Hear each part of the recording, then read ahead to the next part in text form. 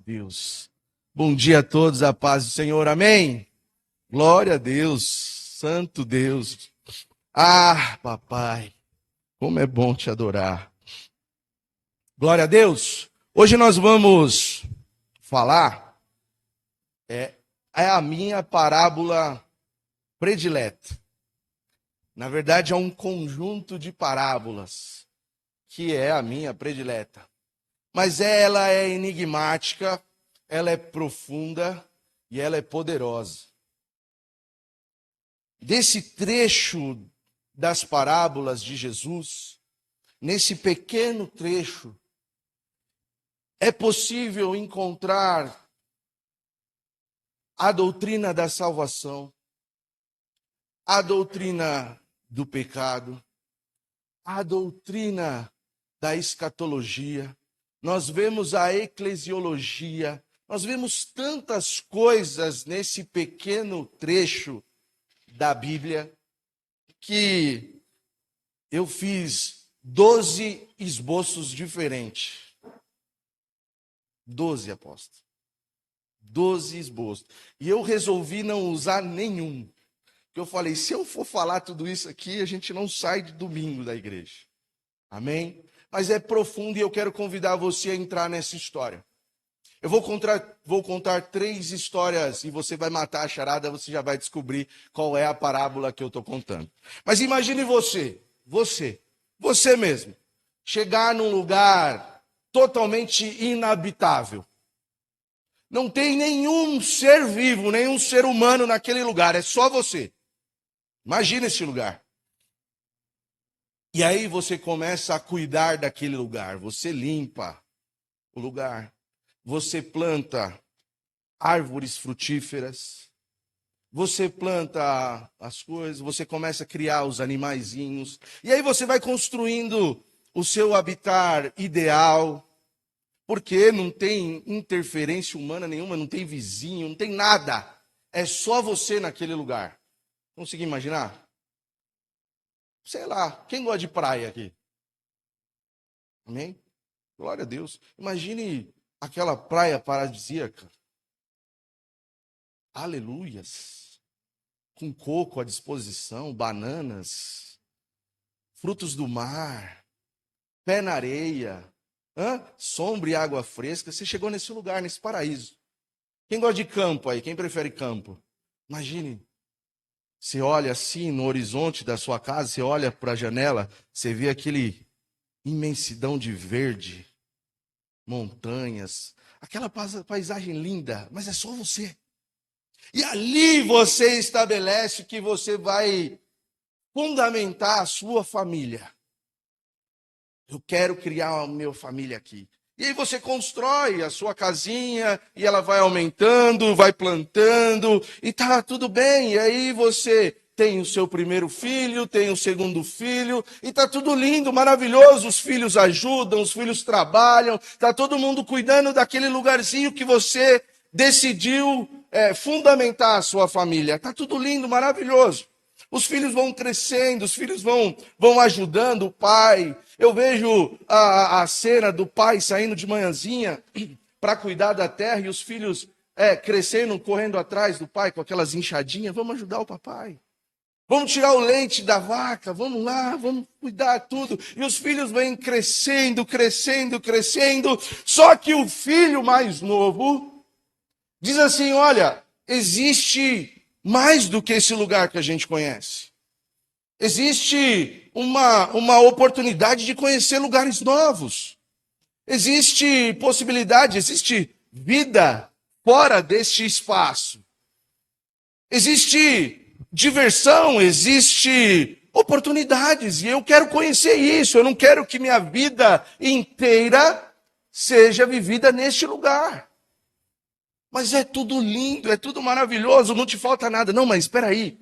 Eu posso viver mais, eu posso conhecer coisas novas, eu posso viver desafios novos. Então ele chega para o pai e diz assim, olha, eu vou embora, só que eu não quero ir com a mão na frente e outra atrás, eu quero levar uma grana. Eu vou para a Europa, eu vou conhecer outras culturas, eu vou conhecer, eu vou conhecer. Então o pai pega e fala, tá bom, filho, está aqui a sua parte. Vendeu, transformou em dinheiro, deu para o filho foi viver. O filho foi viver essa experiência, foi desbravar o mundo, foi conhecer novidades, coisas que ele nunca tinha vivido. Ele foi ver coisas que ele nunca tinha visto, e aí ele foi e se entregou em tudo isso. Porém, a gente sabe, eu não sei quantos daqui sabem, mas o dinheiro, se você não trata ele bem, ele foge. Se você não cuida do dinheiro, dinheiro é uma criança mimada, muito mimada. Se você não agradar ele, ele faz birra e ó. Ou seja, o dinheiro, se você não cuidar bem, não administrar bem, uma hora acaba. E assim aconteceu com esse filho. E aí ele resolve voltar para a casa do pai. Porque ele diz que lá na casa do pai não falta nada. E amém. Ele volta, é recebido. Só que o outro filho, o mais velho, permaneceu do lado do pai. Cuidou das coisas do pai. Viveu com o pai.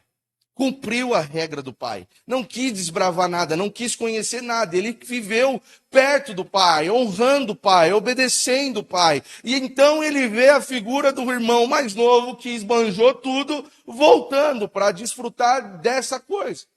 E ele não consegue entender que, como pode um homem, um menino, que ignorou o amor do pai e vendeu as coisas do pai, não valorizou o pai, não pensou no pai, agora volta com o rabinho entre as pernas, dizendo: não, eu quero viver aqui neste lugar.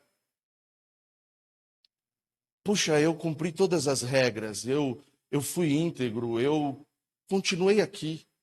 Por que que ele vai usufruir das mesmas coisas que eu estou usando se ele te ignorou? Ele ignorou você, pai. E essa é a história do filho pródigo. Você conhece essa história? Em Lucas, capítulo de número 15, eu vou iniciar pelo verso número 34. Alguém pode me trazer água? Obrigado. Lucas, capítulo de número 15, 34 não, 1, desculpa. Aproximavam-se de Jesus todos os publicanos e pecadores para ouvi-lo. E murmuravam os fariseus e os escribas, dizendo: este recebe pecadores e come com eles. E aí inicia-se essa série de parábolas que Jesus começa a contar.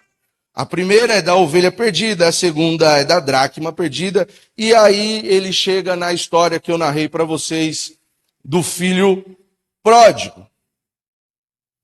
Mas todas essas parábolas, obrigado, viu, Cida? Deus abençoe. Imagina.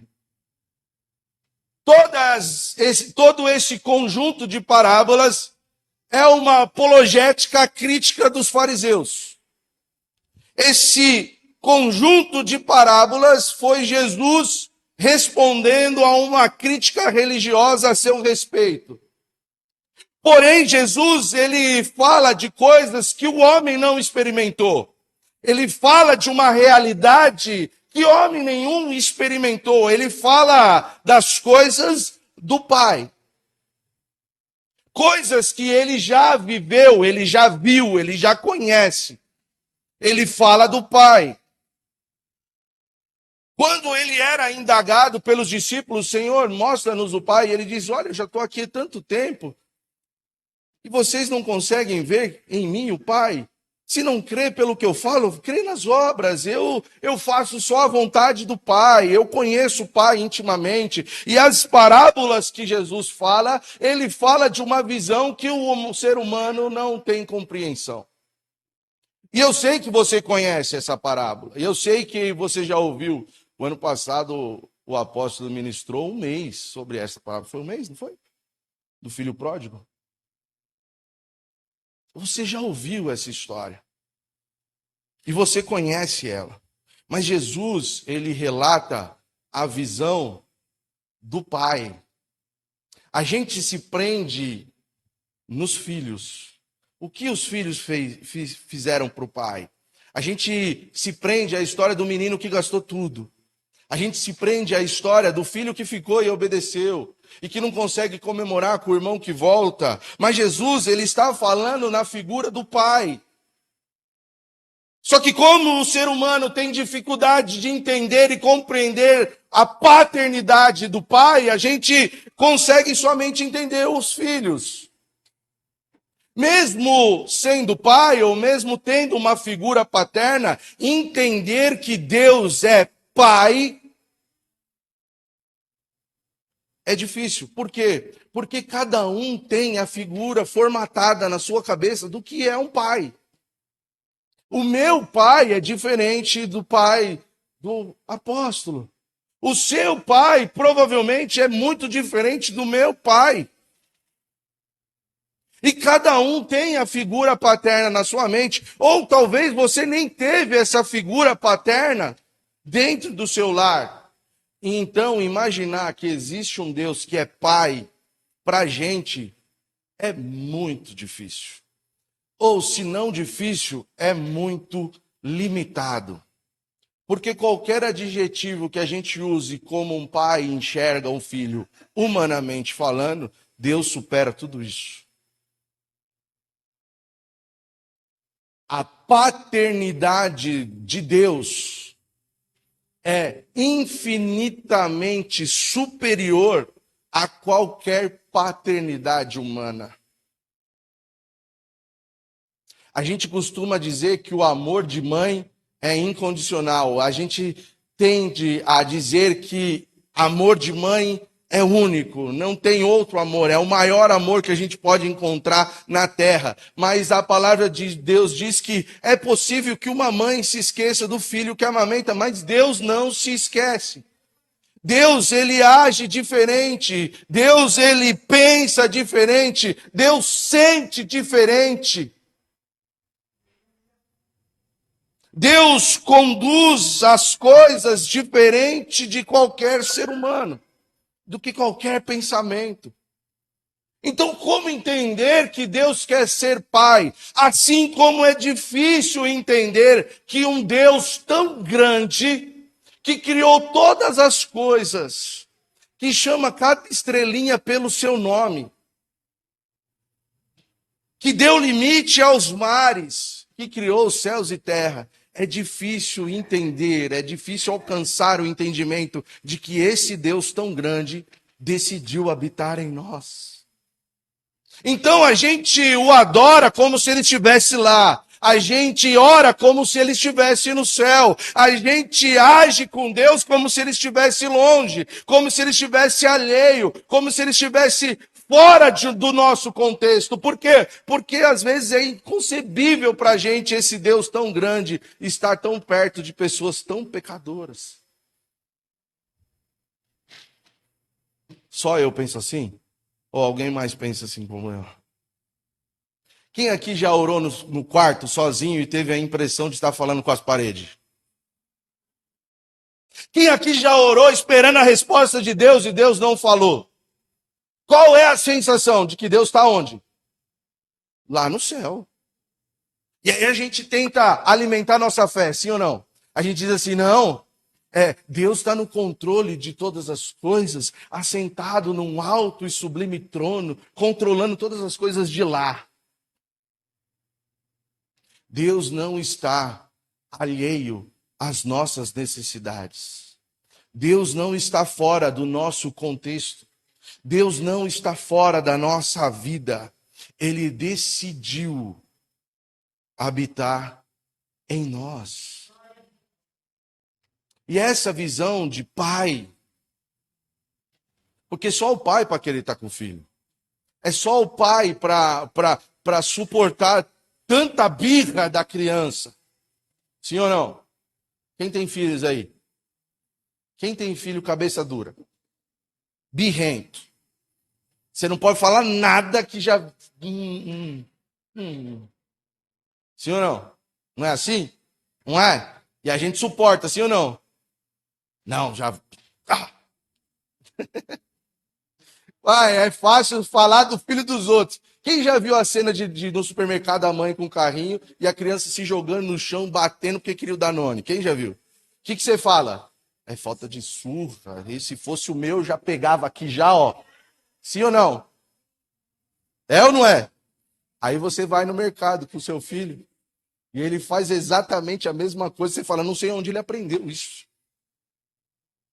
Não é? Sim ou não? É assim.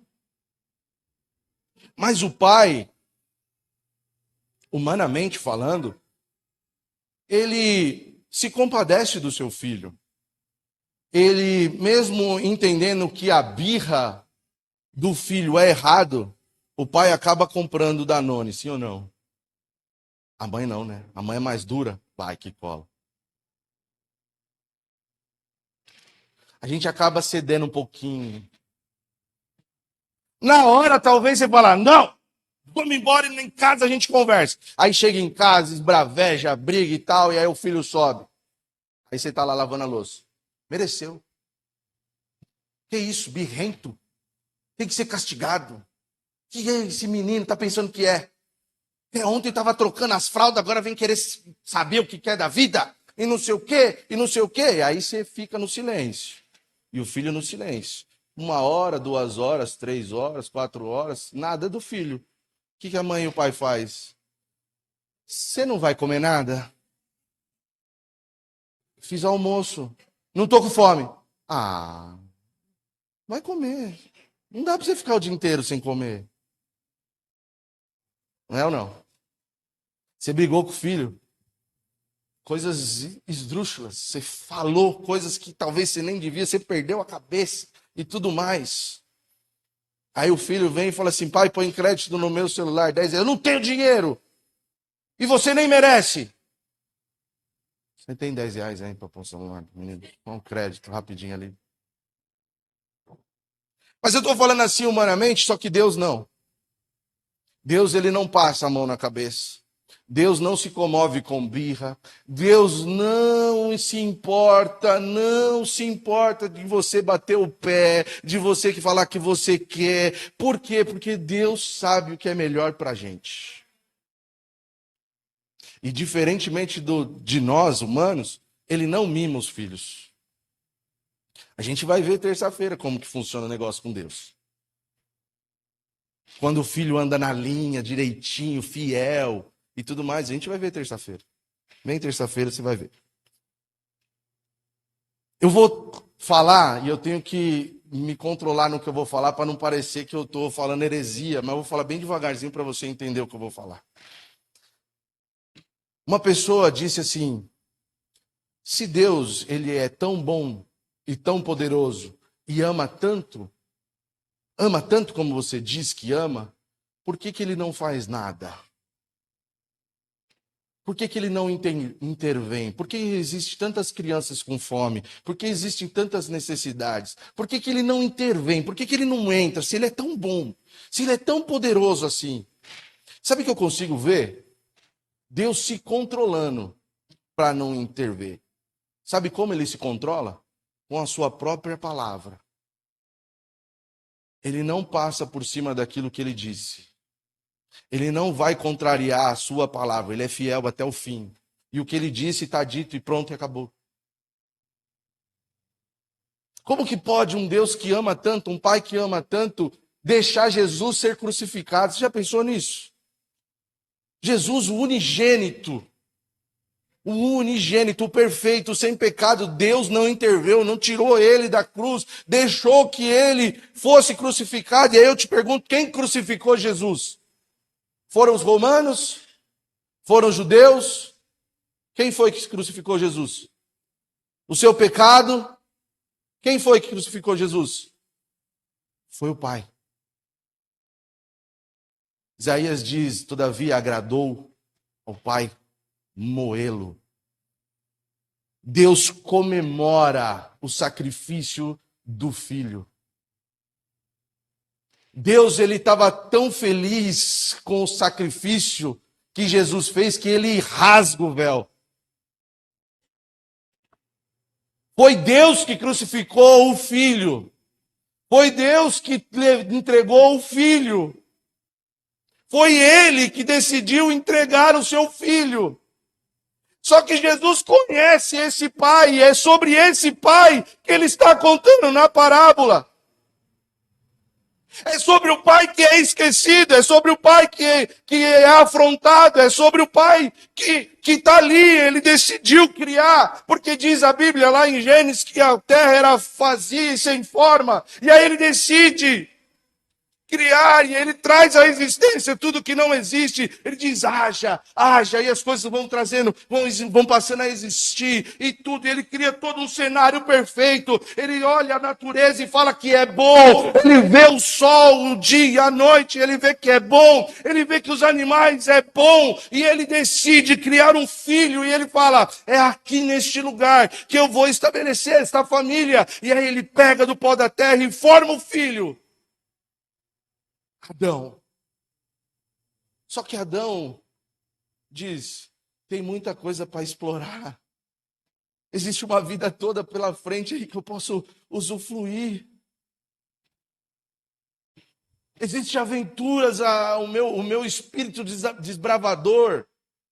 Quer ir viver de mochileiro, quer ir ficar pegando trem, e fazer. Quem já pensou em fazer isso lá na Europa e ficar mochileiro lá? Já pensou alguém? Não, ninguém. Olha o João. Cuidado, Cátia.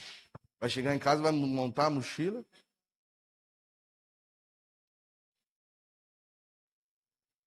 Você sabe que, por muito tempo, eu e a minha esposa, digníssima aqui, a gente não tinha tempo ruim, não. A gente se enfiava. Vamos viajar? Vamos. A gente ia e se enfiava nos lugares que você fala, Jesus. Uma vez a gente juntou um grupo de amigos e o cara falou assim, meu, a casa é gigante. 3 quartos, sala, uma cozinha gigante. Nossa, é maravilhoso. Meu, é 5 minutinhos da praia. Meu Deus, vamos lá. Alugamos uma van, foi uma galera. A van passou em frente à casa umas 4 vezes. Ela ia ao final da rua e voltava. Não estou achando esse número. Ia e voltava. Até que ele parou e falou, meu, eu acho que é aqui. O mato estava tão grande que cobria o teto da casa. E a gente não enxergava o número. Aí todo mundo olhou para o menino que falou, não, não é aqui não, né? Ele falou, é aqui mesmo. Para a gente entrar na casa, a gente foi batendo nos matos. Foi ou não foi? A casa estava fechada há muitos anos. Meu Deus do céu, era um cheiro. Barata, colchão mofado, geladeira que não funcionava. Coisa linda. Você olhava na cara das pessoas rindo. Foi ou não foi? Delícia! Vamos limpar a casa. Aí tinha uma amiga nossa que nunca tinha limpado nada. Nunca tinha passado uma vassoura. Aí ela falou assim, me ensina como varre. Eu falei, não. Não foi? Tô mentindo, amor? Eu falei, não, vou te ensinar como varre a vassoura, assim, ó. Não, mas é só fazer assim? É. Não. É só pegar. Não, tem certeza? Minha mãe passava horas varrendo. Não é possível que é só fazer assim. Então começa, filha. 5 minutos depois falou: não, não dá para mim lavar uma outra coisa, jogar água, porque vassoura não. Mas a gente ia. Teve outra, gente. De verdade, dava uns 3 palmos de barato o monte. Olha os lugares que a gente se enfiava. A gente se enfiava nos buracos, você fala, Jesus. Jesus. Mas vou falar, eram as viagens que tinha mais história. A gente queria desbravar. Desbravar, espírito desbravador. É óbvio que se você vai num all inclusive, num beach park da vida, é muito melhor, gente. Sim ou não? Né? Fazer um cruzeiro. Quem já fez cruzeiro aí? Hein? Delícia. Cancún? Maravilhoso. Mas Mongaguá, ó, Lindo. Não, brincadeiras à parte. Mas a gente tinha aquele espírito jovem, desbravador, a gente topava qualquer coisa. Qualquer coisa. A gente foi acampar uma vez, falou assim, vamos acampar, fomos 8 pessoas. O que você vai levar de comida? Não, levar macarrão, molho. E você? Não, vou levar pão, vou levar bolacha. E você? Ah, eu vou levar isso, isso e aquilo, não sei o que, não sei o que. Não, todo mundo vai levar um monte de coisa. Chegamos lá, tinha um pacote de creme cracker e mais nada. Para 8 pessoas passar 4 dias. Ah, você disse que ia levar um monte de coisa, eu deixei. E você também. Nem barraca para acampar a gente levou. 8 pessoas dentro de uma barraca que era a Toca do Gugu. Dormindo em cima da raiz da árvore. Acordava tudo torto assim, ó. Desbravador, a gente topava, gente. A gente ia. Por quê? A gente falava o quê? A gente quer viver experiência, a gente queria ter história para contar, que alegria. Hoje a gente dá risada, lá a gente chorava. Aí a Dani tramava os negócios, pô. Vamos esperar todo mundo ir para a praia, vamos para a barraca comer a bolacha. Porque se a gente comer a bolacha com todo mundo, não vai dar. Aí o pessoal foi para a praia e a gente voltou, só nós dois. Aí estamos lá, fechadinho na toca do Gugu, comendo as bolachas. De repente o pessoal chega, todo mundo. Ai, agora tem que dividir, né? Vamos lá, dividir. Só Jesus, gente. A gente queria viver. A gente queria ter experiência, a gente topava. Por quê? Porque a gente queria estar com os amigos. A gente queria curtir. A gente gostava da companhia das pessoas. A gente gostava daquele grupo de amigos. E a gente queria ter história para viver, e a gente quis desbravar. Só que nesse momento que a gente estava desbravando, curtindo e tudo mais, a gente não pensava nas nossas escolhas. A gente não pensava que as nossas escolhas influenciariam, trariam consequências. A gente não conseguia pensar no futuro, a gente não planejava o futuro, a gente queria viver o hoje. A gente queria viver o momento. E assim age nossa vida até hoje. Não que a gente vá para as casas das baratas hoje, que até porque a gente tem 3 filhos, não dá para ir para essas pataquadas de casa com mato, não. Hoje a gente é mais responsável. Mas a gente esquece que as nossas decisões, as nossas escolhas afetam outras pessoas, afetam todo o nosso futuro. A gente se esquece que o que a gente decide hoje muda o nosso amanhã. E talvez hoje você está fazendo uma escolha que, ao seu ver, é uma coisa besta. Eu só quero me aventurar, eu só quero conhecer coisas diferentes. Eu tenho o direito de conhecer coisas novas, eu mereço conhecer coisas novas. Eu não mereço viver uma vida restrita a regras. Eu não mereço viver. Uns vivem 20, outros vivem 40, 80, 100 anos, não sei. Mas eu não mereço viver uma vida inteirinha aqui debaixo de você, Pai. E aí a gente toma decisões de viver a nossa vida. Ele está falando essa parábola na visão de um pai celestial? Sim, mas ele está contando para um contexto de judeus. E para um filho pedir a herança para um pai judeu é talvez uma das maiores desonras. Por quê? Porque a herança é dividida em morte e não em vida. É a mesma coisa que dizer para o pai assim: eu quero que você morra. Mas o filho pensou isso. A Bíblia diz que ele pensou isso. Jesus está falando que ele queria isso. Não, ele só queria ir viver. Ele só queria viver. Na cabeça dele nem tinha problema. Eu não vou fazer nada demais. Eu só vou gastar o dinheiro. Eu só vou viver experiências. A gente estava lá na Val de Jaboque ontem. E teve um momento que a gente estava batendo um papo com o pessoal lá. E aí o cara falou assim: não, mas aí não dá nada. Não, fazer isso, não. Fazer isso daí não dá nada. O quê? Vai nesse não dá nada. Vai nesse não dá nada agora, não dá nada daqui a pouco. Quando você vê, já deu tudo. Tudo. Só que você que está aqui hoje, quantos aqui são cristãos? Levantem a mão. Quem aqui já ouviu falar de Deus e acredita em Deus? Quem aqui acredita que Deus é Pai? Você tem essa consciência, mas você vive ainda como filho pródigo. Não vivo. Não vivo, pastor, não vivo. Não vive pedindo herança. mas vive tomando decisões que te levam para viver uma vida longe dele. Não, mas Deus vai comigo aonde eu for. Eu creio nisso, quem crê? Eu creio que aonde eu estiver, Deus está. Você também crê? Agora, se ele vai se manifestar, se eu vou sentir a presença dele, é outra coisa. A gente acha que não vai dar nada sair. A gente acha que não vai dar nada não vir. A gente acha que não vai dar nada não orar. A gente acha que não vai dar nada não ler. Afinal de contas, você tem muitas coisas para cuidar. Sim ou não? Você tem uma vida corrida. Você merece sentar no sofá e assistir uma série.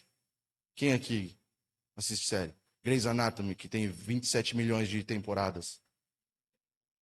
Não acaba nunca. Você fala igual o Jason, mata, volta. Eu mereço um descanso, eu mereço. A minha vida é muito corrida, eu faço muito da minha vida. Eu me esforço, eu trabalho. Eu realmente acredito que você merece o conforto. Só que eu li um livro que mudou uma chavinha na minha cabeça, do John Stott. Cristianismo Equilibrado. E ele diz que uma vida cristã equilibrada não é a neutralidade. É utilizar das extremidades no centro. Eu pego o extremismo do arminiano com o extremismo do calvinismo, encontro o equilíbrio e vivo isso. Eu pego a minha vida corrida com o meu momento de descanso e eu equilibro isso. Eu nem vou ter tanto uma vida corrida e nem tanto descanso.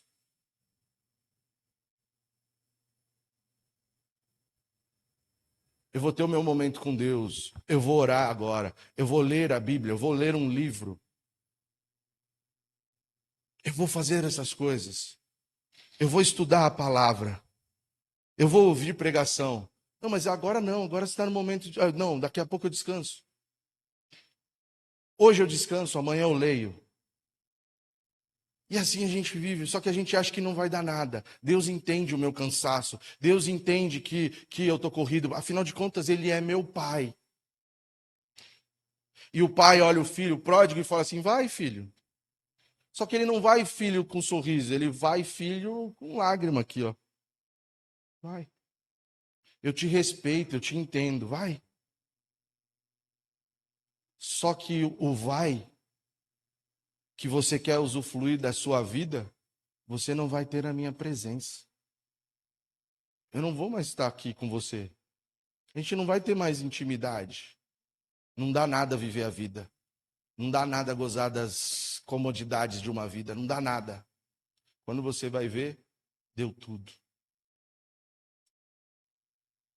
A gente entende a vida corrida. A gente entende cuidar de filho. A gente entende que a vida está difícil. A gente entende que você precisa ganhar dinheiro. A gente entende que por tanto esforço, você só queria um minutinho de descanso para a sua cabeça. E que muitas vezes você não tem. Eu entendo que você, quando você chega em casa depois de um dia duro de trabalho, que você suou e que às vezes as coisas nem deram tão certo, você vai chegar em casa louco só por um banho e cama. Só que aí você tem que cuidar do filho, você tem que cuidar das coisas, você tem que arrumar isso, você tem que arrumar as coisas para amanhã, e você já começa a planejar o amanhã, e a sua vida está assim, assim, assim, aí você só fala assim, não, eu só preciso de um minutinho. O que você quer fazer nesse minutinho? Nada, eu só não quero fazer nada. E aí você não faz nada mesmo, que você senta no sofá, você liga a televisão, você não assiste, porque você está com o celular, aí você não presta atenção no celular, não presta atenção na TV, não presta atenção em nada, você só não está fazendo nada. E tem alguma coisa errada com isso? Não, não tem nada errado com isso. Você só quer viver, você só quer descansar. E você tem direito. O problema é que você escolhendo isso, você abre mão de outra coisa, que é a intimidade com esse pai. Para você viver isso, você vai abrir mão de outras coisas. Quem aqui gostaria de que o dia tivesse mais de 24 horas só para conseguir trabalhar mais e ganhar mais dinheiro? Ninguém. Eu só quero ganhar dinheiro, não queria trabalhar. Ó, tem um curso que eu estou vendendo, enriquecer sentado na frente da televisão.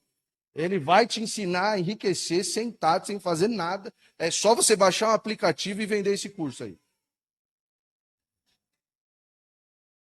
Quem aqui gostaria que o dia tivesse mais de 24 horas só para poder descansar mais um pouquinho? Quem gostaria que o dia tivesse um pouquinho mais de tempo só para você dormir um pouquinho mais? Está melhorando. Quem aqui gostaria que o dia tivesse um pouquinho mais de tempo só para comer mais um pouquinho? Sim ou não? Meus companheiros, firmes estamos, não agora, mas um dia voltarei. A gente quer mais tempo, não quer? Por quê? Porque você tem sede de vida. Você tem gana pela vida, você quer viver. Ninguém quer morrer. Até o depressivo, no mais profundo depressivo, ele acha que quer morrer, mas ele está lutando para viver.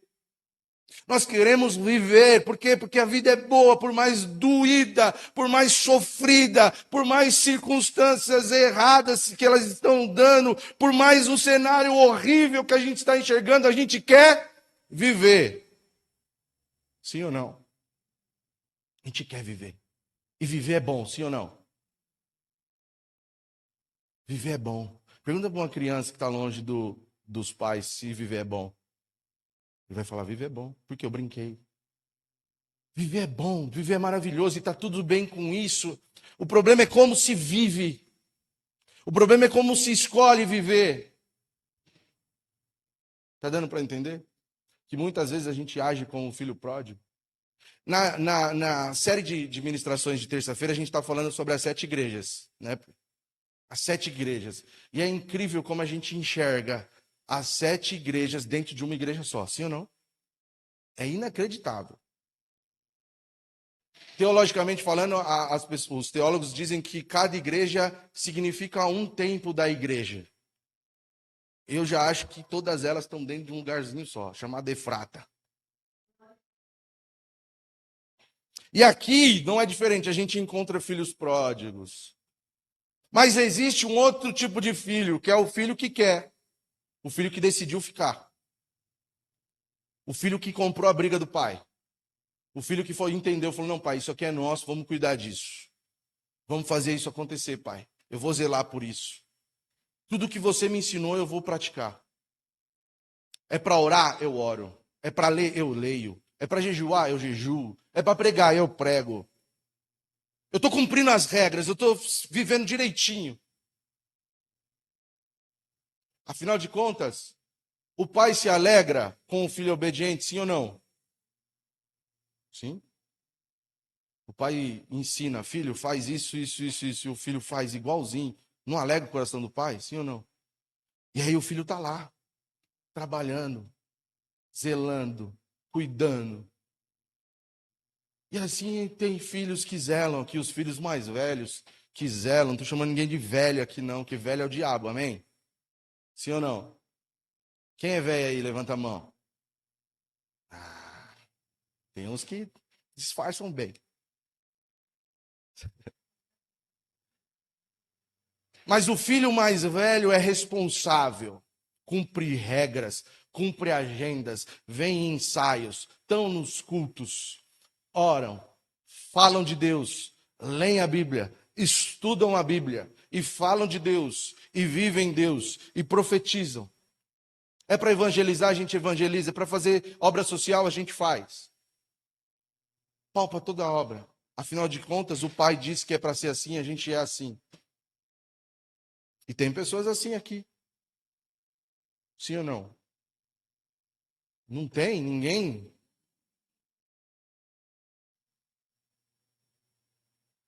Agora, e o pai? Ele está aqui?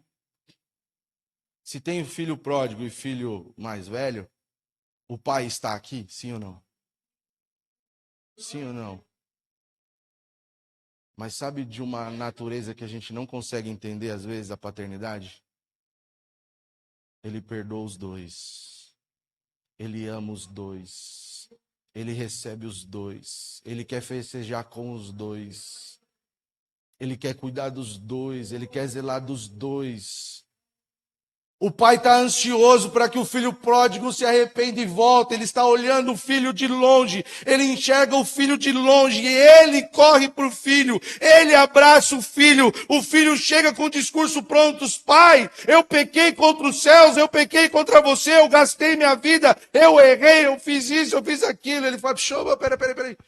Traz uma roupa nova, traz o anel, põe as sandálias aqui no pé. O filho estava morto e agora vive. Eu recebi, eu abracei, eu amei, eu restaurei a autoridade, eu restaurei as vestes, eu dei para ele tudo que era meu de volta. E ele voltou a ter vida. Vamos comemorar, mata o novilho, vamos fazer uma festa. Por quê? Porque o meu filho estava morto e agora vive. Pelo outro viés, o filho mais velho estava lá, cuidando das coisas. E ele questiona o pai. Pai, eu estive aqui tanto tempo e você nunca matou, nunca fez um sacrifíciozinho, nunca me deu isso para jubilar. E o pai falou, filho, mas ele estava morto. Vamos comemorar com a gente, entra aqui. Vamos festejar junto.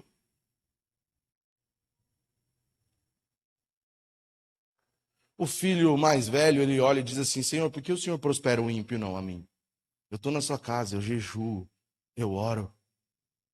Por que o ímpio vive isso e eu não vivo?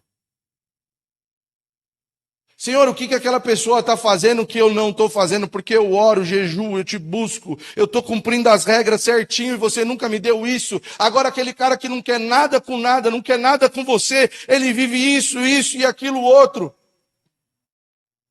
E aí o pai dá uma lição maravilhosa. Filho, o importante é a vida. Mas não a vida esbanjadora e não a vida que quer ter tudo. É a vida que eu tenho para vocês, a festa. Porque no próprio livro de Lucas, capítulo de número 15, versículo de número 7, ele vai dizer o seguinte: digo-vos que assim há maior júbilo no céu por um pecador que se arrepende. O que estava morto e reviveu provoca festa no céu. E ele não quer que o religioso fique de fora. Ele quer que o religioso entre.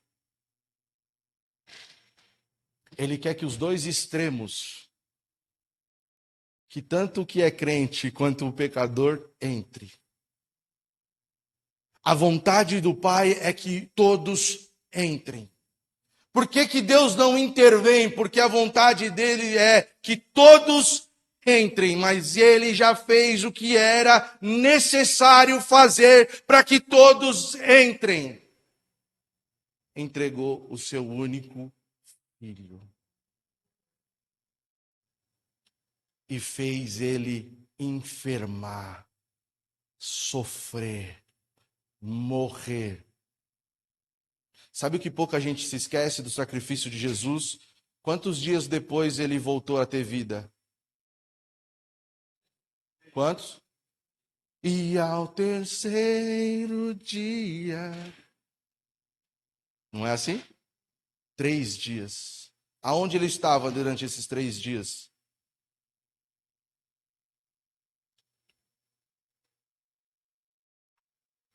Com a ausência total do Pai.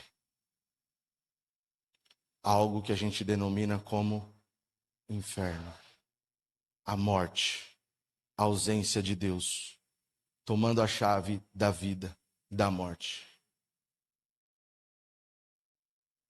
A separação, o Pai está disposto a sofrer a dor da separação para que todos entrem, para que todos festejem, para que todos se alegrem, para que todos tenham restituição, para que todos sejam restaurados. O amor desse Pai é incondicional. Não é se fazemos muito ou fazemos pouco, é se nos arrependemos, porque queremos entender que Deus é Pai.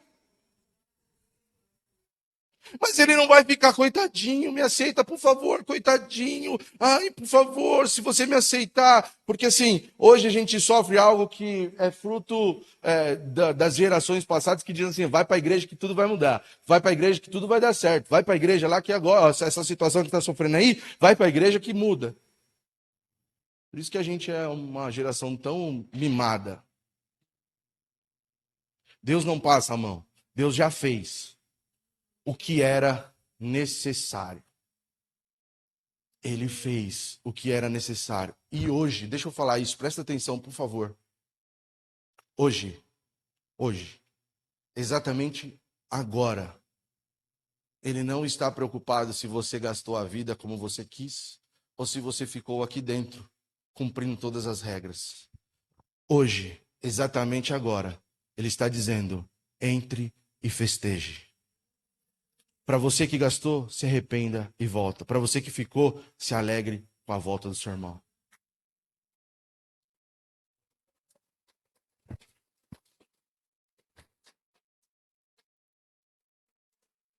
Aleluias. Você pode ficar de pé? Eu quero orar. Não por você. Eu vou abrir mão de orar por você nessa manhã. E eu quero orar com você. Com você que quer dizer, Pai, eu me arrependo de ter te ignorado tantas vezes. Tantas vezes o Pai ficou te esperando e você não apareceu. Tantas vezes o Pai quis que você estivesse com Ele e você não apareceu, porque você estava correndo. Não se importe com isso. Hoje Ele está olhando você e dizendo, eu quero correr até o teu encontro. Eu quero orar com você que entende essa palavra e diz assim, eu quero viver uma intimidade com o Pai. Mas também quero orar para você que entende que a religião te esfriou. As regras te fizeram simples cumpridor de agendas. Eu oro porque tem que orar, eu leio porque tenho que ler, eu vou para o culto porque tem que ir. Eu quero orar com pessoas que entendem que esses dois extremos existem e que muitas vezes você mesmo pode estar vivendo esses extremos, mas que hoje quer encontrar um equilíbrio para a vida. Eu quero dizer para você, o Pai está aqui e eu quero orar com você. Eu quero que você dê um passo de fé e que você venha até aqui à frente, você que entende essa palavra, e você quer orar comigo, porque eu entendo essa palavra. E eu quero orar, pedindo a Deus que Ele me abrace como um pai hoje. Eu quero sentir o abraço desse pai. Tem alguém que gostaria de orar? Se tem mais alguém que gostaria de... E você não vai precisar dizer o que tipo de filho você é, porque o pai não se importa com que tipo de filho que você é, ele só quer você. O pai não está preocupado se você é o pródigo ou o que ficou, ele só quer você. Ele quer restaurar a paternidade, ele quer restaurar esse amor, ele quer restaurar essa comunhão, essa união. Ele quer que você usufrua de tudo que ele fez, ele quer que você viva essa vida plena em Jesus.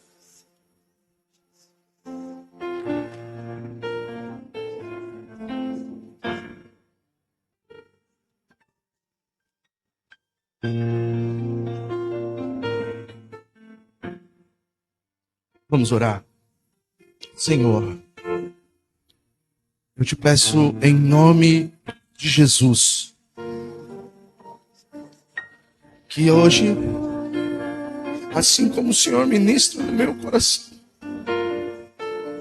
que meus irmãos vivam esse abraço que o Pai está dando ao filho pródigo. Que o Senhor corra ao nosso encontro, Senhor, nos envolva nesse braço de amor. O braço que perdoa, o braço que restaura, o braço que restaura a autoridade, que dá vida, o abraço que regenera, que restaura, o abraço que transforma, que não produz somente mudança, mas o abraço que transforma de dentro para fora, Senhor. Mas muito mais do que isso, Senhor, não faça apenas com esses que se arrependem, mas com aqueles que se sentem frios por causa da religião, por causa de cumprir apenas regras, de estar vivendo no automático, Senhor.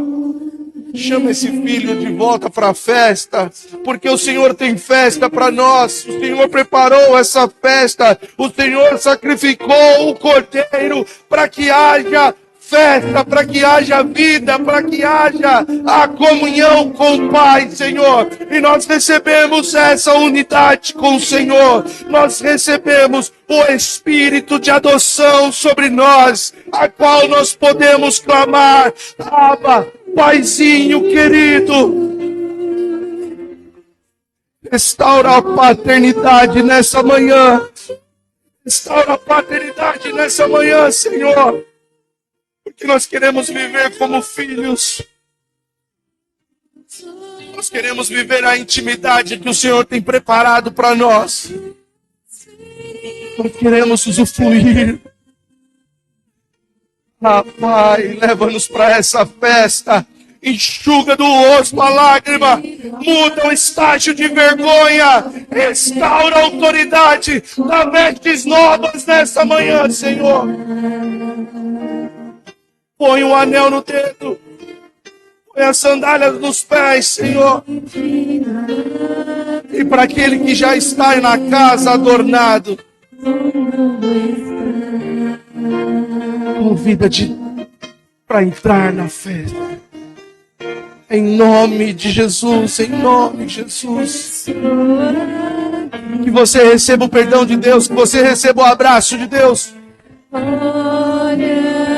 Que você entre nessa festa preparada na mesa do Cordeiro. Que você usufrua da paternidade do Pai, porque Ele te ama. Ele estava ansioso por isso. Em nome de Jesus, em nome de Jesus. A tua presença.